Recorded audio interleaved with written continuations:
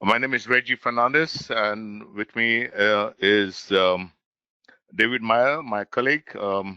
We both manage SAP Business One business for ProjectLine in Canada on Western and Eastern Coast. Today, I'm proud to introduce our guest speaker, Mr. Paul Nagpal. He's the CEO of the CFO Center. He has helped over hundreds of small, mid-sized companies like yours to become more successful, to become more financially agile in their businesses. He, along with his team of hundreds of CFOs in Canada and globally, have played a crucial role in bringing agility and financial viability and success to small and mid-sized companies. So with this, I would like to pass on the mic to Paul Nagpal. Great, thanks, Reggie. Appreciate that. Hi, all. Thank you all for joining today. Really looking forward to kind of chatting. I know we'll have some time for questions, but feel free to ask throughout. I know there's kind of a question box on the side where you can pop in some questions. Be really happy to answer those as well. I'll try to make sure that I see them all as we go, and then we can conclude with some more at the end as well. Really what I'm going to be chatting about is how to survive, revive, and thrive during these times, and really focus on what are the type of things you need to be thinking about for your business, both in the short term, but also in the longer term, as we continue through this pandemic, and as things adjust, potentially through a first wave and through into a second wave, and on into next year, and see what happens there. So really what we're going to do, to give you a bit of background about the CFO Center, I think that would probably make the most sense. I'll give you a sense of who we are, and then we can also chat more about what's happening in each one of these stages. As you'll see, there's also a handout available that really goes through a different checklist of what you need to be thinking about. I'll be talking about a framework that we use called our 12-box framework, where at that point you can look at how we can help you be more profitable within each of these 12 boxes, but then as well really thinking through the questions of what you need to be thinking about as you go through this. But a lot of what I wanted to talk about today was really about thinking about the differences in managing cash flow and thinking about that, but then as I said, what's happening within the context of how to protect your business, really looking through that on the survival side, how to stabilize the business, but then also when you get to thrive, how to continue to transform the business and take the next step. So who are we? Who am I? Who is the CFO Center? Really, the goal of the CFO Center, we provide part-time and interim CFOs. Really what we're doing is bring that senior leadership from the management team at a fraction of the cost of a full-time CFO. We're typically working with clients anywhere from 1 day a month all the way up to 5 days a week. So the CFO Center, we founded in 2001, founded in the UK. We're now operating in 17 different countries. We have over 600 CFOs on our team. So we're the global market leader right now, providing part-time and interim CFOs, and we're exclusively focused on that small, mid-sized sector. Functional background, all of our leaders have held that role of CFO for at least 5 years at what we'd consider a mid or large private or public organization. In Canada, we're operating in 10 different regions, in Vancouver, Calgary, Edmonton, Toronto, York Simcoe, KW, Durham, Peterborough, Ottawa, Montreal, and Quebec City. And we have about 65 to 70 CFOs now on our team. As I said, I wanted to talk a little bit about our 12-box framework. Really what that's doing is trying to generate more time and more cash for our clients.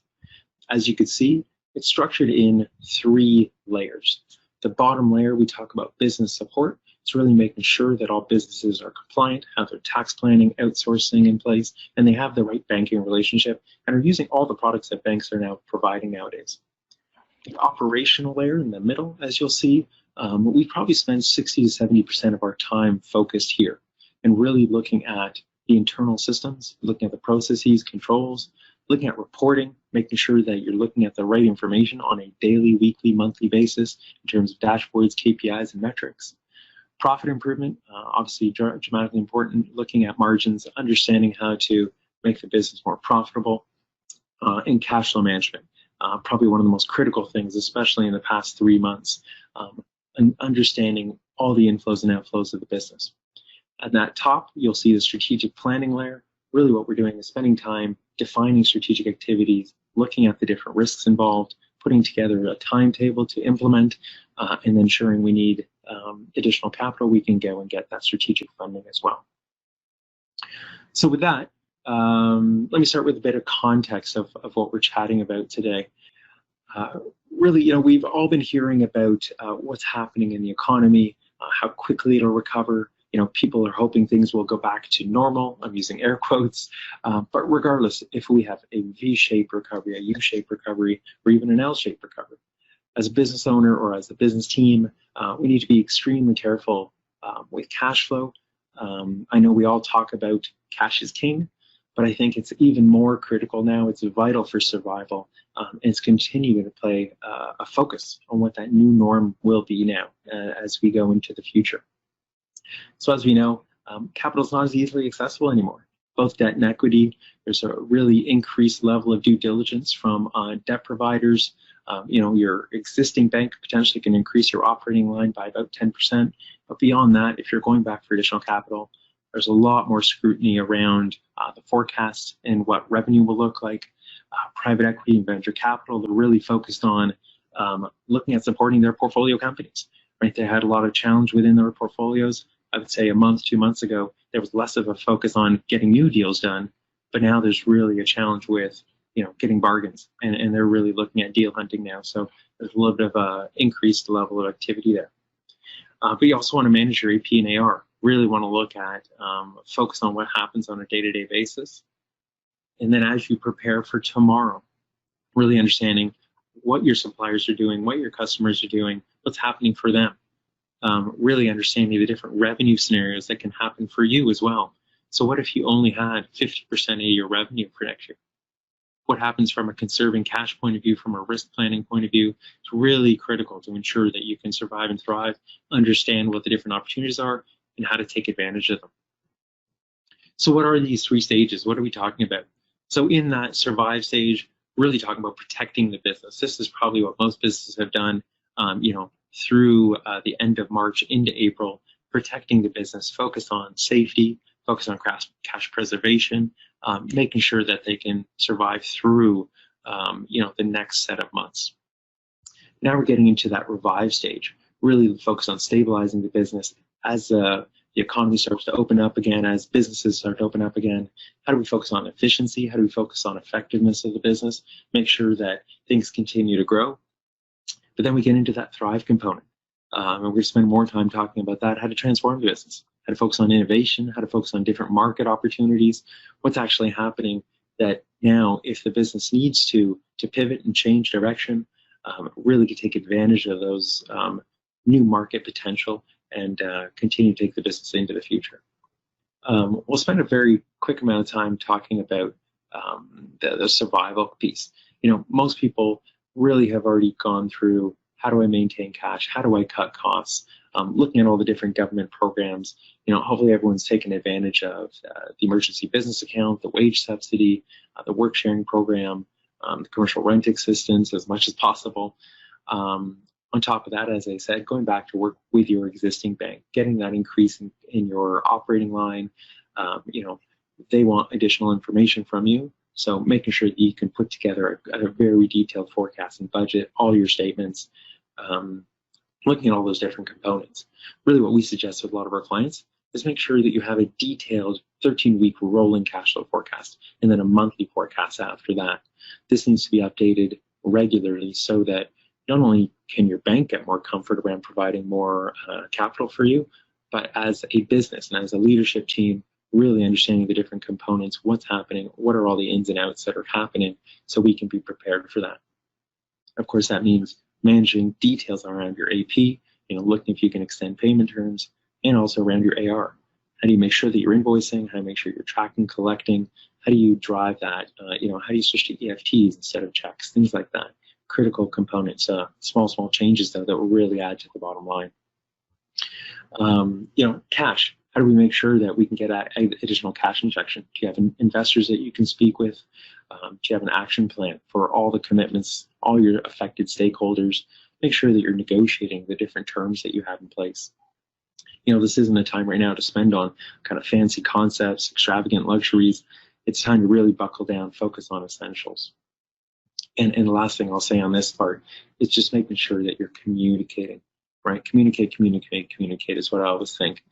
Even if it's bad news, even if you owe money and it's hard and you can't pay it all right away, making sure that you have these things in place so if and when they'll be receiving funds, you'll be clear, your suppliers will be clear as well, and then you can create a more positive situation.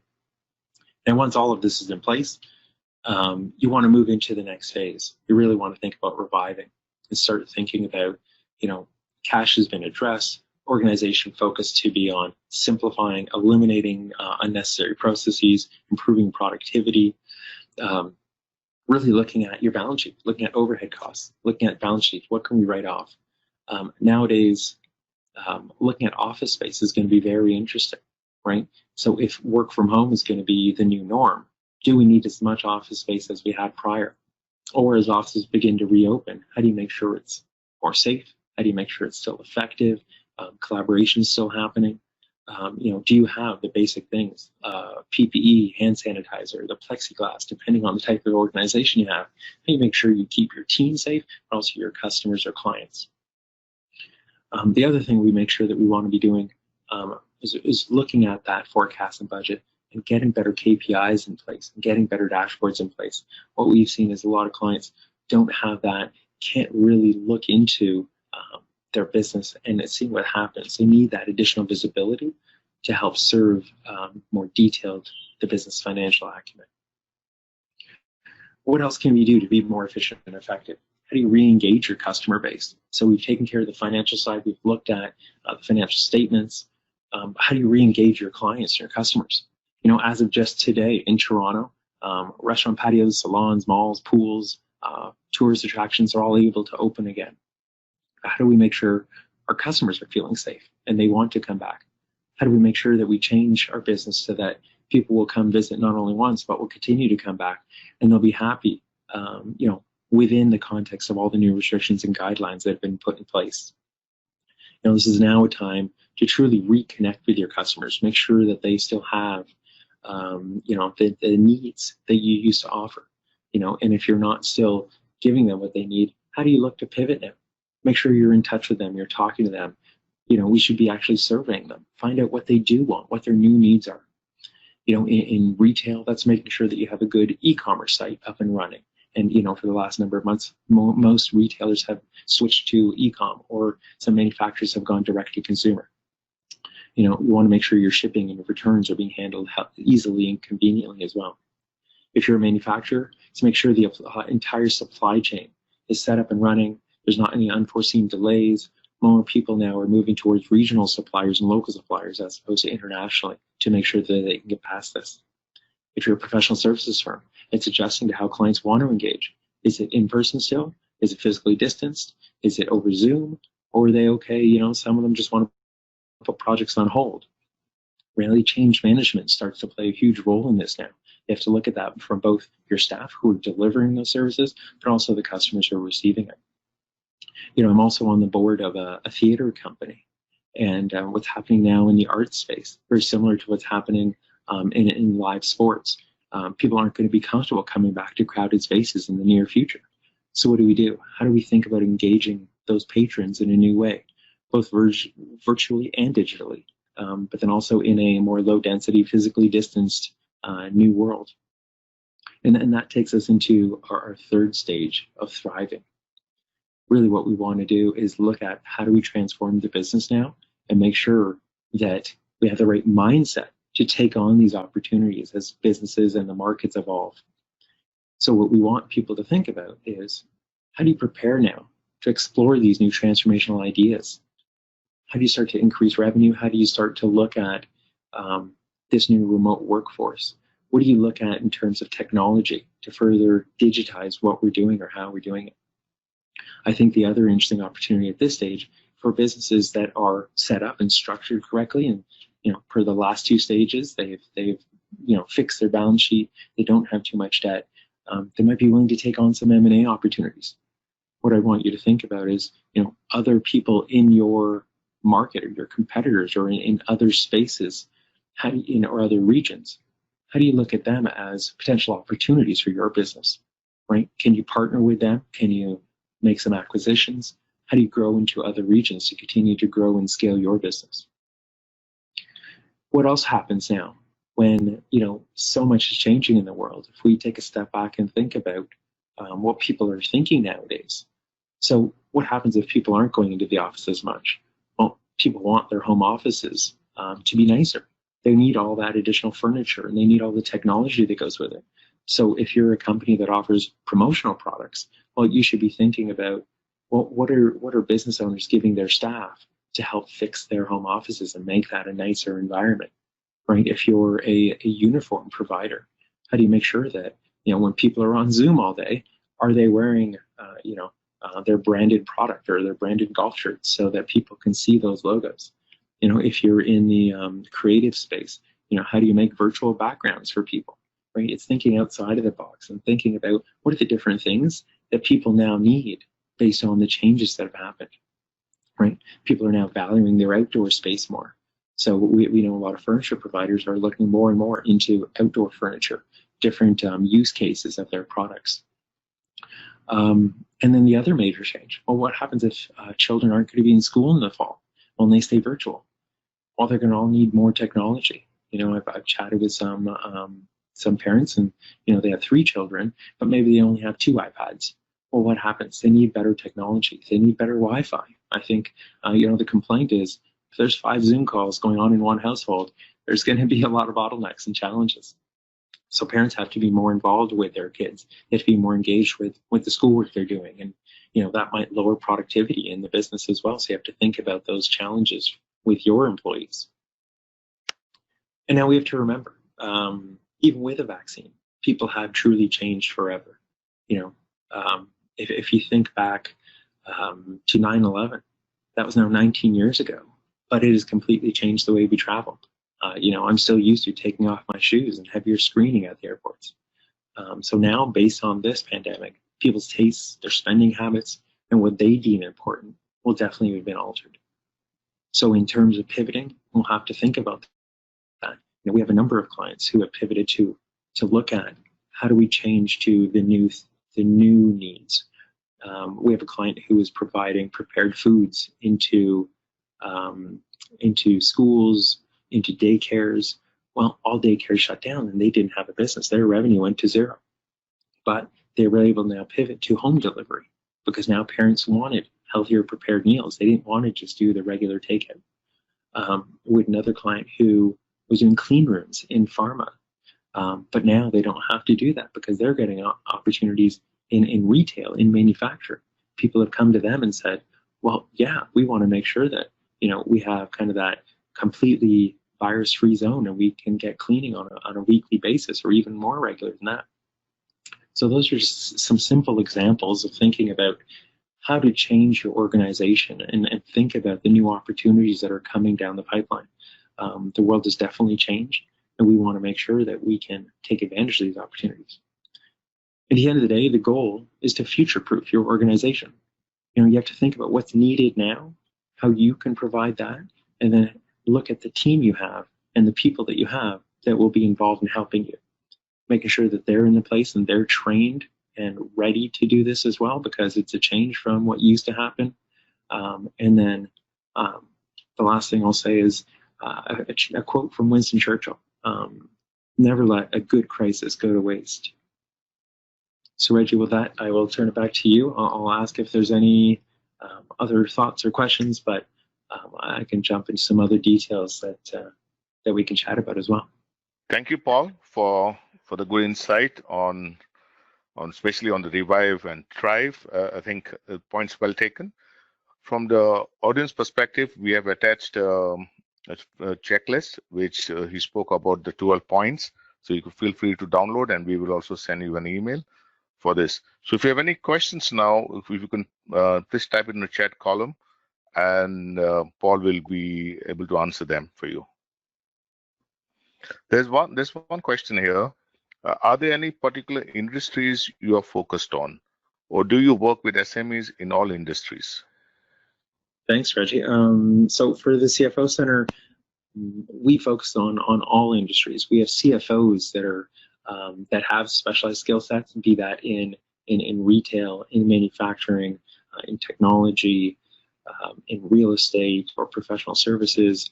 But as an organization, we are industry agnostic, so we're able to come in and provide a business, someone who has an understanding of their business and of what's happening in that industry.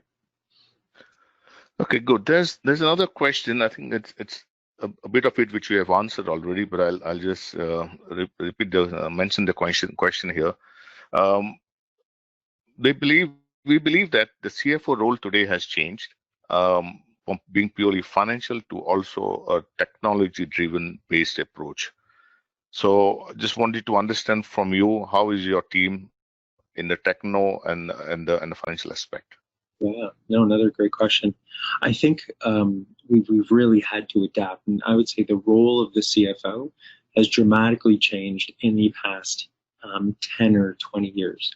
Whereas prior, before ERP systems were truly capable, the role of CFO was putting together the financial statements, right? It was very heavily involved with getting the numbers together, making sure that they added up, and working with the accountant to do the filings.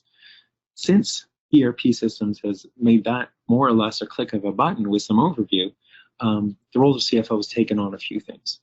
I describe it in 4 different pieces. One is kind of that strategist. Really, they're looking at the future of the business. They're looking at the M&A opportunities. They're starting to plan for exits. They're starting to plan for succession, and they're looking at the different funding options and requirements in the business. There's also that day-to-day operator, right? So it's managing cash flow, managing profits, reducing costs, increasing productivity and efficiency. But there's also that guardian component, right, which is getting into the KPIs. It's getting into systems. It's really getting into the latest technologies to make sure that the business continues to stay at the forefront, not only within the finance department. So we're not talking about just with an ERP system or a CRM system. We're saying, well, how does technology affect our engagement with our customers? How does that affect what we're offering into the market? And that ties into the last component, what I call the leader. The CFO has now become kind of the second in command. They're the right hand of the CEO and the sounding board, right? So when you think about pivoting, restructuring, looking at how to drive a new business plan and communicating to the team, that's a big part of the CFO function nowadays as well.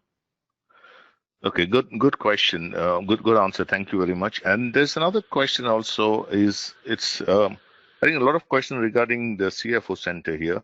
What's the profile of your CFOs? Are they primarily? There's 2 questions connected into one.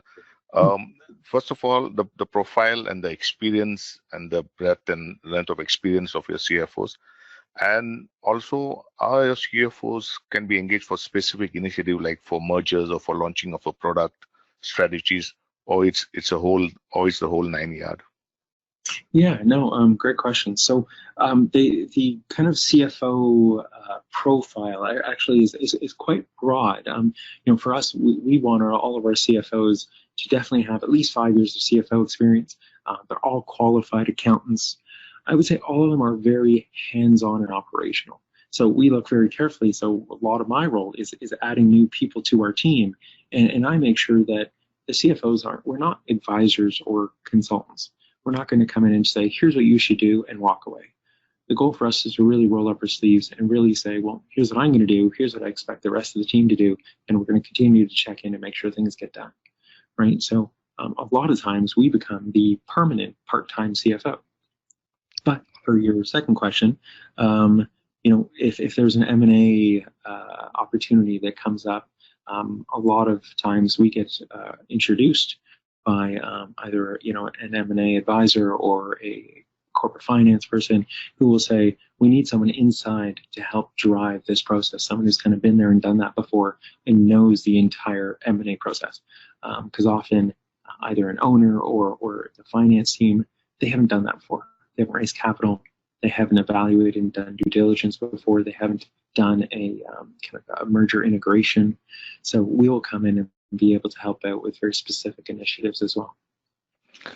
Yeah, good. Just one final question I have.